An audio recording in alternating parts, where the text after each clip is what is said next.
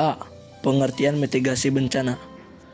Mitigasi dapat diartikan sebagai serangkaian upaya yang dilakukan untuk mengurangi risiko bencana, baik lewat pembangunan fisik atau penyadaran serta peningkatan kemampuan dalam menghadapi ancaman bencana.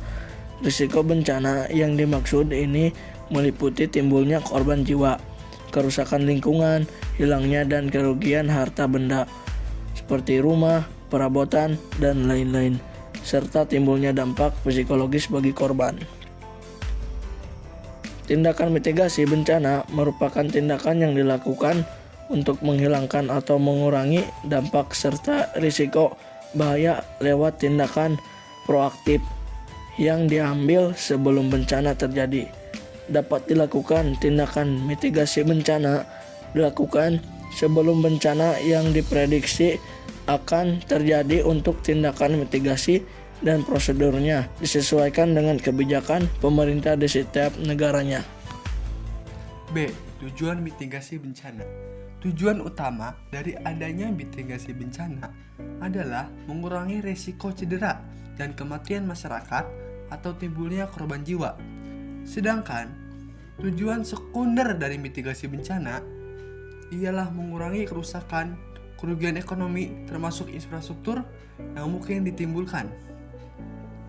Tujuan lain dari mitigasi bencana yakni meningkatkan pengetahuan masyarakat dalam menghadapi dan mengurangi risiko bencana, supaya masyarakat bisa hidup dengan aman dan nyaman, dan juga sebagai pedoman pemerintah dalam merencanakan pembangunan di masa depan. Serta dengan adanya kegiatan mitigasi bencana tersebut diharapkan mampu memberikan edukasi kepada masyarakat mengenai apa yang harus dilakukan pada saat sebelum, saat terjadi, dan setelah terjadi bencana. C. Jenis mitigasi bencana. Secara garis besar, mitigasi bencana dibagi menjadi dua jenis, yaitu A. Mitigasi struktural. Mitigasi struktural merupakan upaya menurunkan tingkat kerentanan terhadap suatu bencana lewat bangunan tahan bencana.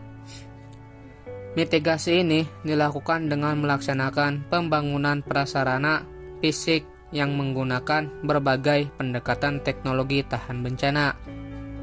Bangunan tahan bencana yang dimaksud ialah bangunan dengan struktur baik yang telah direncanakan. B. Mitigasi non-struktural. Mitigasi non-struktural merupakan upaya mitigasi yang dilakukan selain pembangunan prasarana fisik. Artinya, bentuk mitigasi ini dilakukan lewat pembentukan peraturan oleh pemerintah dan hal lainnya. Upaya mitigasi non-struktural biasanya dilakukan di daerah rawan bencana dan D. Contoh mitigasi bencana. Yang pertama, pemetaan daerah rawan bencana seperti longsor atau banjir. Yang kedua, pemetaan dampak bencana letusan gunung berapi. Misalnya, daerah jangkauan awan panas, hujan abu, dan lainnya. Yang ketiga, pembangunan rumah, kantor, dan prasarana fisik tahan gempa di Jepang. Yang keempat, melakukan reboisasi atau kawasan di sekitarnya, sehingga saat hujan tiba tidak terjadi banjir dan longsor.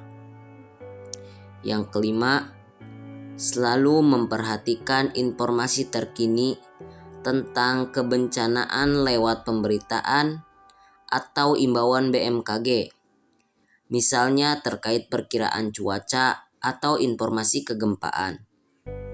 Dan yang keenam, memahami prosedur kebencanaan, misalnya saat terjadi gempa, apa yang harus terjadi. Mitigasi bencana kebakaran. Definisi kebakaran yaitu suatu peristiwa atau kejadian di dunia yang tidak terkendali yang dapat membahayakan keselamatan jiwa dan harta benda.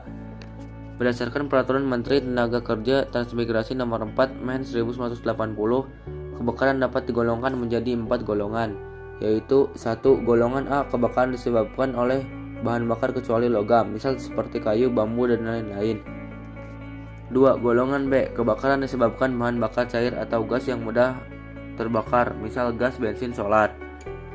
Golongan C, disebabkan oleh instalasi listrik bertegangan seperti hubungan pendek arus listrik. 4. Golongan D, kebakaran disebabkan pemanasan logam. Gimana cara memadamkan kebakaran di sekitar kita? Ada teknik teori segitiga api. Segitiga api adalah elemen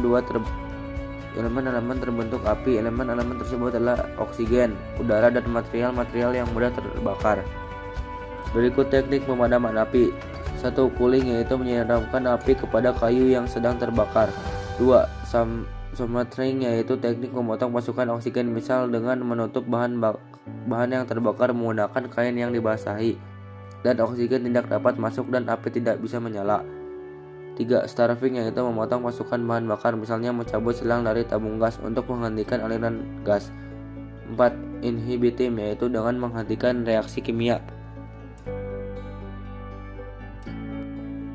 Sekian dari kelompok kami, kurang lebihnya mohon maaf. Wassalamualaikum warahmatullahi wabarakatuh.